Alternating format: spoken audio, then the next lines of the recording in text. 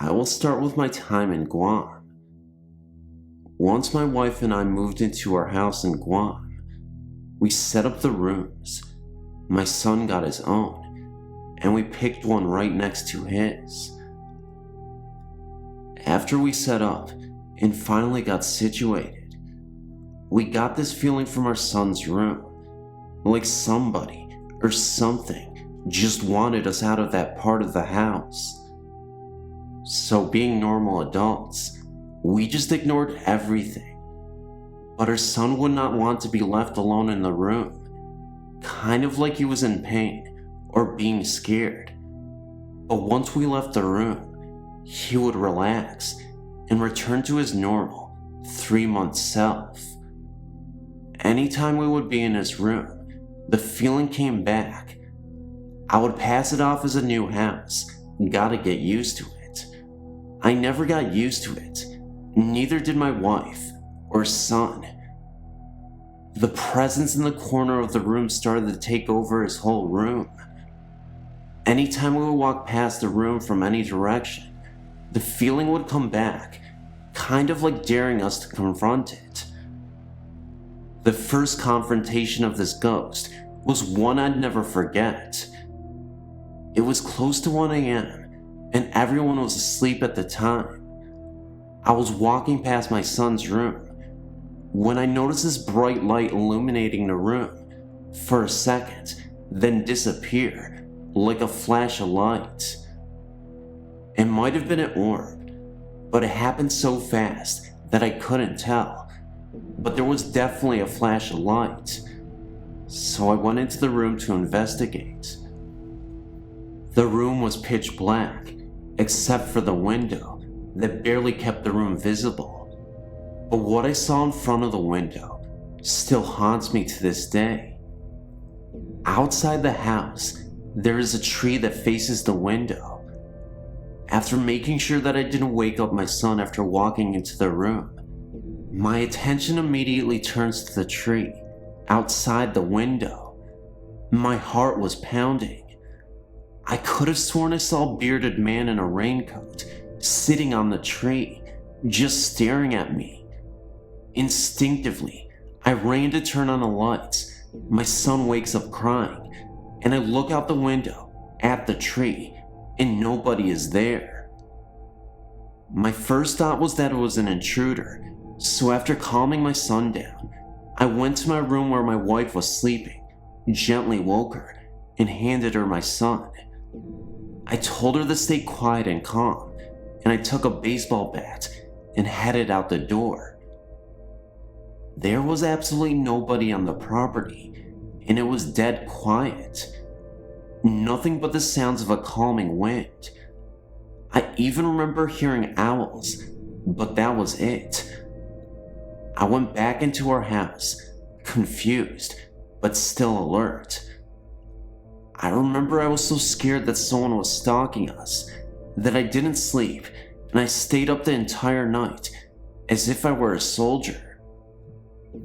Finally, we get orders to leave, and we were happy to get off the island. Fast forward, and we get our house in New Jersey. My wife is at her mom's house. It's me and my son in the new house. I get the house set up. We had a baby a couple months before we left the island, so she gets her own room with the same crib from Guam. The first night my son and I finally get to relax, we hear the sounds of boxes shifting and stomping on the floor. I brush it off as something fell from a box. When I go up to the second floor room, I open the door. Right across the door is a window, and in the reflection is me and a bald guy that is smiling. I shut the door and thought it was my imagination, so I opened it again to make sure. Not surprisingly, nothing was there, but it freaked me out. I went back downstairs to shake it off, and as I sat back on the couch, I saw in the reflection of the entertainment center glass door That same bald guy just sitting on the stairs and watching me like a hawk. Well, I just shut my eyes and opened them again, and he disappeared. Later on down to our time in the house, my kids started complaining of a bald guy walking in their rooms, scaring them, and making them wake up. They came to us, wanting the bald mean guy to leave them alone. So I told them if he comes back and scares them, to tell him to go away and leave them alone. So I wake up one night to the kids yelling, "Go away. We don't like you." And that was the last of the bald guy scaring the kids. I think that was the time I boxed up the crib from Guam and got rid of it.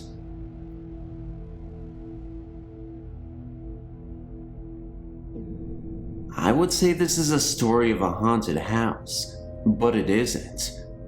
Until about 10 years ago, it was just a haunted house in my book.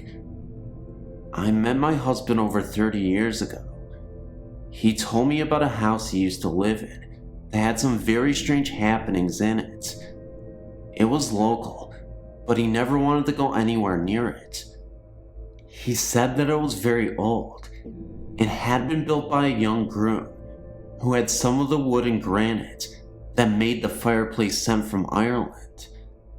Anyway, the story is that when he married his wife, she came with her mother, a real shrew.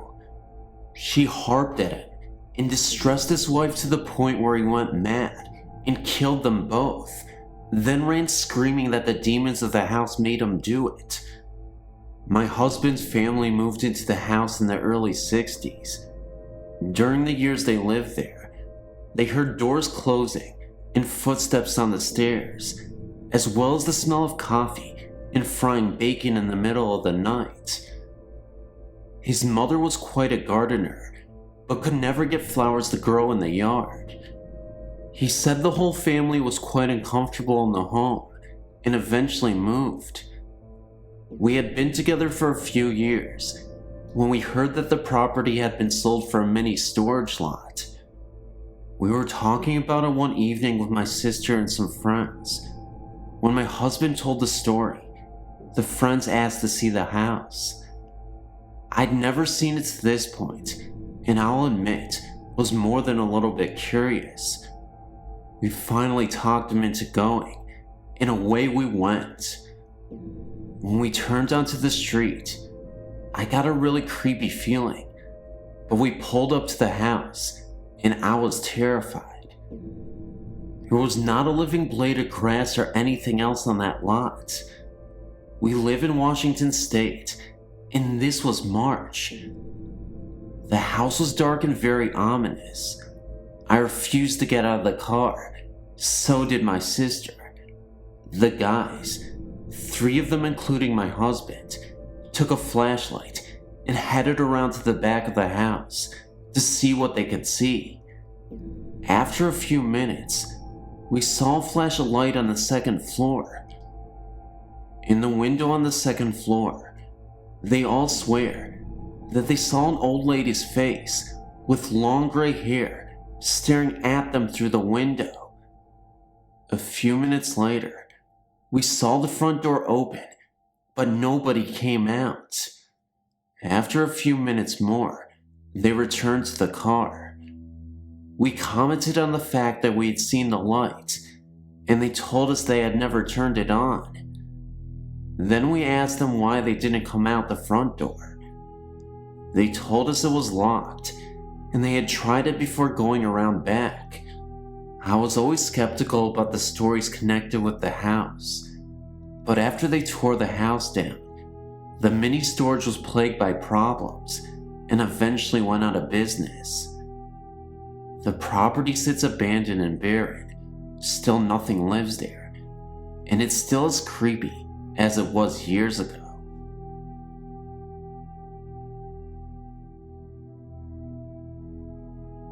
Curiosity led to unknown spirits following me home. Up until the past few years, I became a true believer.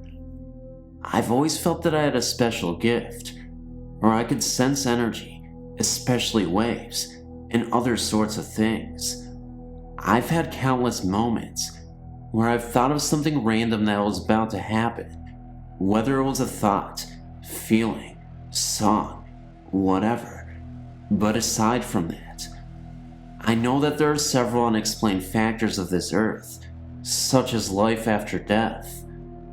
Many of us feel as though we know everything, and are so easy to dismiss that ghosts, energies, and spirits exist. There is so much outstanding proof that there has to be paranormal activity on this earth, along with the dead. Anyway, I've visited some haunted sites, and one of them is in my hometown, and that's a whole different story. But this one time, I went to a place called Dudley Street in Bedford, Massachusetts. Supposedly, there were nuns that practiced witchcraft there about 100 years ago. These nuns were chased down by some guy who hung some of them and others slit their throats. Legend has it that there was a house deep in the woods where these nuns practiced their witchcraft. Ever since these nuns' murders, the house started sinking into the ground. The second floor of the house is now at the ground level. The street begins very normal and thickly settled, with nice houses and fields. But as you keep going, the road gets darker and narrower. As you keep going, you get this creepy, eerie feeling. Ever since, I felt as though I was followed home with that fear. I've seen a few strange things happen there, but not so much until I got home. About 2 summers ago, I was relaxing in my room until I got this overwhelmingly uneasy feeling. I knew I wasn't alone. I tried to ignore this feeling and go to bed. Right when I was laying down, my bed faces the window. I see this huge orb, the width of my fist, floating around my window, then darting in through my room. Too big to be a firefly. I knew it wasn't a car. I knew it wasn't a reflection. I'm not the type of person to blow things out of proportion. I tried to debunk it, but I just couldn't. I freaked out after staying completely still in my room. A few nights later, it was about 3 a.m., and I felt this coldness come over me. I suddenly woke up, and I looked around my room. Then I looked at the corner of my room, and there was a tiny black shadow hovering remotely. It wasn't a shadow of anything, because there is nothing near that corner. I turned on the lights. Of course, nothing was there. Then I switched the lights back off, and no more shadow. I knew I was wide awake when I saw that shadow. Many times in the night, the room will originally be warm, but I will feel something stroking my hair, and a bitter coldness blow against my skin. I've seen images in my mind and in my room of angry faces that weren't just my imagination just before I'm going to bed. I sometimes hear very, very soft voices conversing. I know it's a woman's voice because I thought it was my mom, who was asleep.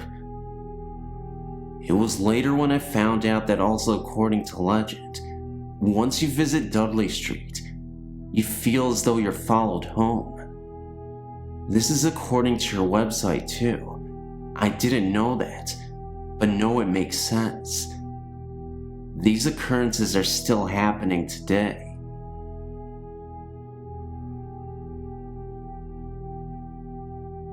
In July of 2008, I went to Sedona, Arizona on vacation with my mother. At the time, I'd been through several surgeries. Although I was not ill, I was in quite a bit of pain, and I hoped that the vacation would do me some good. One afternoon during our stay, we decided to hike around Bell Rock. About halfway through the hike, we stopped to rest and drink some water. We paused for several minutes to look at the view and catch our breath. I was facing away from the trail when we decided to continue on our way, and so I turned around to head back out. When I turned, there was a man standing very close to me in a long blue tunic type shirt. I turned and backed up to let him by me on the trail, but when I turned again, he was gone. I looked around and said to my mom, "That was odd. There was a man," and as I said the words, I felt the coldest chill pass through my body. In July, I became very dizzy and needed to sit down. We found a tree to sit under, and as the dizziness passed, I realized that I was suddenly out of pain. I had no pain. I still felt fairly disoriented, and so my mother was asking me about the experience, and so I told her that the man had been wearing some sort of a long blue shirt, and as I told her this, a large flock of some sort of blue jay or scrub jay with brilliant blue feathers filled the tree. I believe that I was visited by a shaman who knew how to relieve my pain. I lived pain-free for several weeks after that. I've searched for stories of legends of a shaman in a blue tunic, but I've never been able to find anything. If anyone has any information on him, I would love to hear it. I know this isn't the scariest story in the world, but I thought it was the most special experience I've had. Thank you.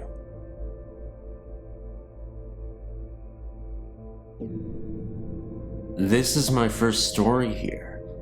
I live in a small town in Southwest Virginia. The first story takes place at a business, up a hill, about 50 or so feet from where we live. One night, my brother and I walked up to the business on the hill, above our house. Our destination was a soda machine in front of a garage. While my brother was getting a soda, I happened to look across Main Street, and I noticed something in the shadow of a tree beside the insurance building. I swear, people, I'm not lying when I say it. It was huge. It looked like a shadow person, yet it wasn't human. Now please don't laugh when I say that it looked like a stereotypical werewolf. It proceeded to run on two legs to the nearest shadow of a house and disappeared. I alerted my brother, then we quickly ran back home. According to my brother, the shadow wolves seemed to follow him, even chasing him at times. He can see them in more detail though. They are more solid to him. I remember one night, I was home alone while he was out for a walk.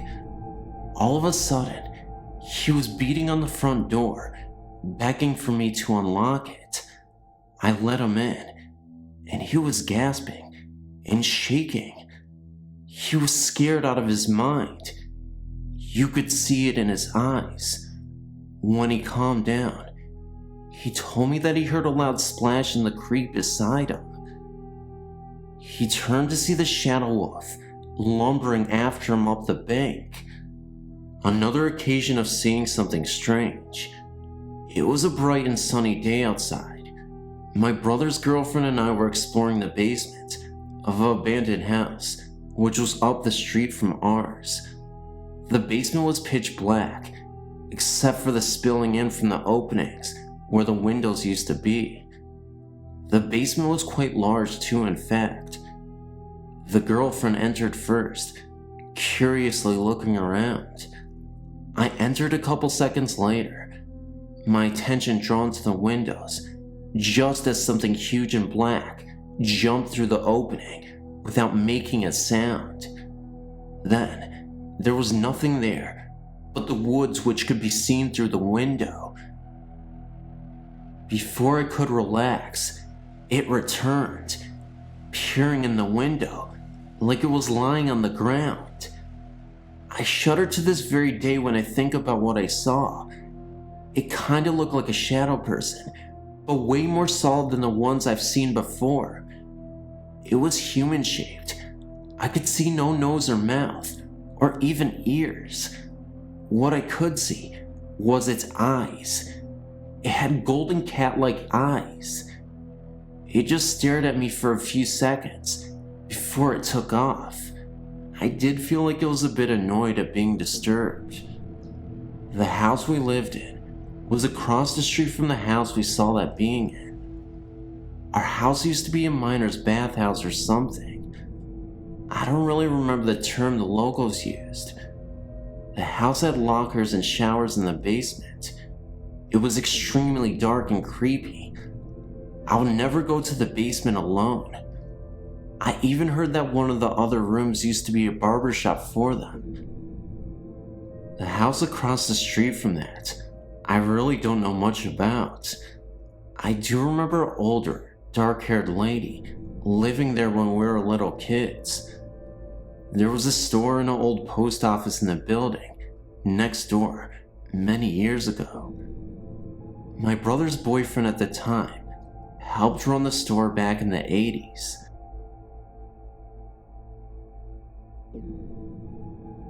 My uncle and aunt now live in a house near the bank in Auburn Town. When I was a little girl, my best friend Steven and his family lived there. They bought the house and were told that the previous owner, an elderly lady, still haunted the house. They put little faith in the story and never let it bother them. I remember playing in Steven's room and smelling an old lady smell like medicine and lilac perfume. We never felt threatened by a presence at all. The smell would usually fade away just as quickly as we smelled it. However, one night, after the family had gone to bed, Steven's mother was awakened by the sound of toys making noise in Steven's room. Steven had one problem. He was highly susceptible to nosebleeds. The slightest bump would set off a massive flow of blood. Steven's mother thought it was strange that he was awake and playing with so many noisy toys at once in the middle of the night. Also, the rocking chair in his room where she would often read him bedtime stories was rocking so hard that it was banging against the wall. She ran down the hall to his room, and when she opened the door, the toys went silent. The rocking chair slowed down. She looked at Steven in his bed and saw that his nose was bleeding very badly, and it was going down his throat.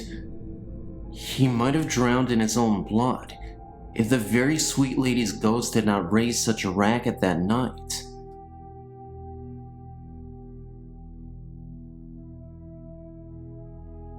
About a year ago, when I was 16, I decided I was sick of sharing a room with my little sister. Because we didn't have enough bedrooms in the house, I decided to move into an old caravan, which was only a few steps away from the back door of the house. I've had many experiences since then, which I believe to be paranormal. I had my dog in the caravan the night that I saw the ghost. When I woke up the next morning, I had the most vivid memory of waking up in the middle of the night. I saw the top half of a man attempt to go through one of the cupboards that are in the caravan, but he was unable to. He fell backwards after crashing into the cupboard and then disappeared. He was elderly, with the top half of his head bald, but with a ring of hair around the back of his head. He was wearing an old-fashioned, light brown tartan jacket. As I said, I only saw the top half of his body, about from the belly button up. My dog didn't wake up at all, and I myself didn't feel neither frightened or threatened, so I feel that the ghost was not evil. When I told my mother, she really didn't believe me, but my dad showed me a picture of his father, who had died about 30 years ago. He looked very similar to the ghost I saw. In addition to this, about 3 or 4 months later, I woke in the middle of the night for no particular reason. As I lay there, attempting to go back to sleep, I heard what sounded like footsteps on the roof of the caravan. My parents gave the explanation of the heat or cold compressing the metal roof, but this doesn't explain why it sounded like human footsteps across the roof. There were about 5 steps, and it sounded sort of like someone was swaggering. This experience did frighten me, and even when the footsteps stopped, I couldn't sleep for hours afterwards. Another night, I woke at exactly 2 a.m. in the morning to the sound of a backfiring car. I pulled back the curtain to one of the windows, which faces the road. What I saw was the outline of an old pickup truck moving very slowly down the road in front of my house. This may sound normal, but it gave me an eerie feeling, and when I lay back down, I could hear the rumbling of the truck for a half hour after that, even though when I looked out the window again, the truck was gone. I found it odd that I could still hear the truck for at least a solid half hour, even after I had passed the house. It felt paranormal to me. This most recent event may not be paranormal, but it is eerie. Just recently, I woke up at 4:12 a.m. I'm still in the caravan. I fell asleep about a half an hour later, but when I woke, I found out that one of my dad's friends had died that very morning. Apparently, he woke up at 4 in the morning, and his wife went to fix him breakfast. His job required an early start, and when she returned about 10 minutes later, he was dead. Is it a coincidence that I woke up at 4:12 in the morning? That may very well be the exact time he died. All these experiences almost began when I moved into the caravan, and although most of them are frightening, the old man's ghost didn't scare me in the least. We don't have any past records on previous owners of the caravan, but I feel that maybe someone has died in there, and a restless spirit continues to be earthbound.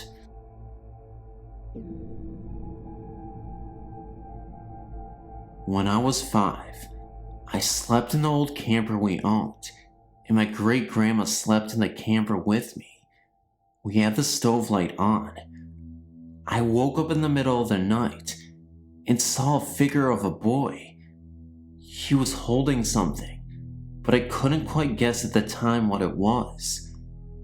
Turns out, there was a pair of binoculars and a $2 bill, but it gets creepier. I woke my grandma up and told her that there was someone in the camper. The stove light was off and the doors were locked. She turned a flashlight on and looked around with it. She didn't see anything, so she told me I was dreaming and to go back to sleep. But she had a feeling, not a scared feeling, an odd feeling. The next morning I told my mom, my dad, and my great-grandpa. They just instantly dismissed me and said there was no box of any sort around the house, that they know where they put things, and they're not going to believe a little 5-year-old kid. Now get this, and I can understand if some of you are skeptical, because it doesn't sound realistic at all, but I tell you, this did happen.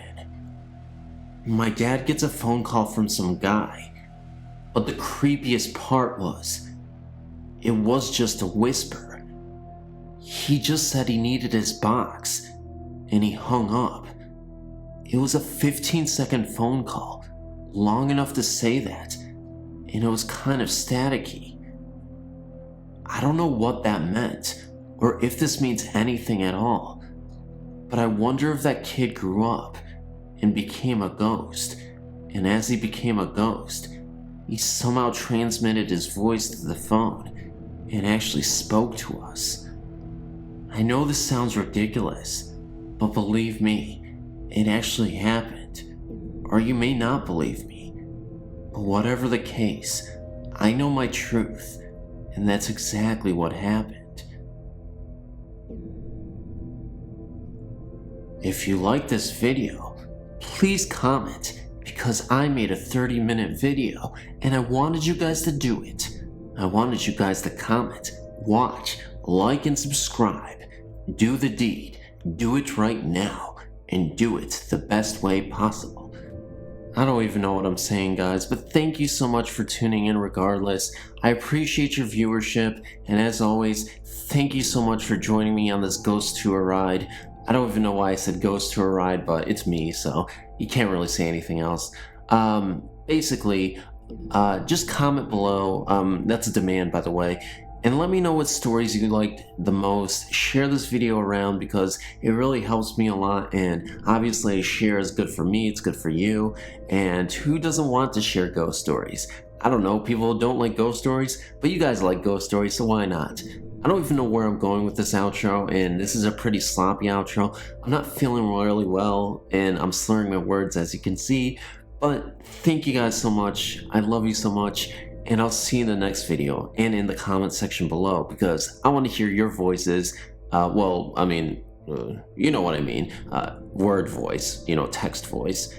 Just let me know in the comment section below which stories you love the most. That's what I was saying. And I love the last story the most, my personal opinion, but I gotta go. Love you guys, and I'll see you over the moon. Bye.